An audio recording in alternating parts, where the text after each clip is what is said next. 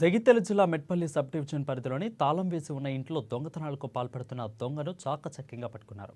మెట్పల్లి సే నిరంజనుడి ఆధ్వర్యంలో దాడులు నిర్వహించి దొంగలను పట్టుకున్నారు. ఇక నిందితుడి నుంచి దాదాపు 103 గ్రాముల బంగారు ఆభరణాలు, 125.3 గ్రాముల వెండి ఆభరణాలు, ఒక మోటార్ సైకిల్ను స్వాధీనం చేసుకున్నారు. మెట్పల్లి సీఏ నిరంజన్ తెలిపారు. ఇక తనిఖీల్లో నిందితుడిని అనుమానాస్పద స్థితిలో అదుపులోకి తీసుకుని విచారించగా దొంగతనాలు చేసినట్లు ఒప్పుకున్నట్లు తెలిపారు.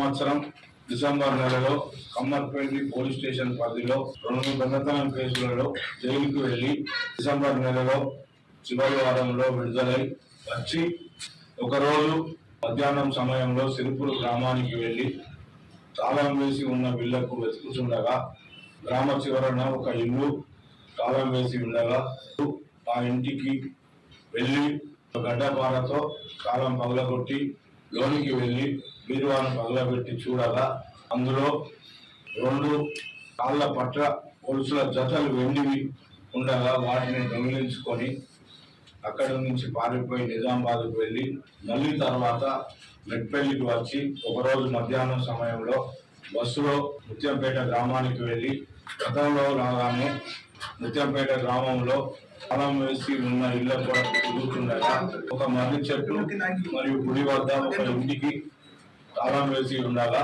దానిని 2-3 సార్లు నడుచుకుంటూ వెళ్ళి చూసి ఇంటి పక్క గోడ నుండి లోనికి దునికి ఆ ఇంటి ఆవరణ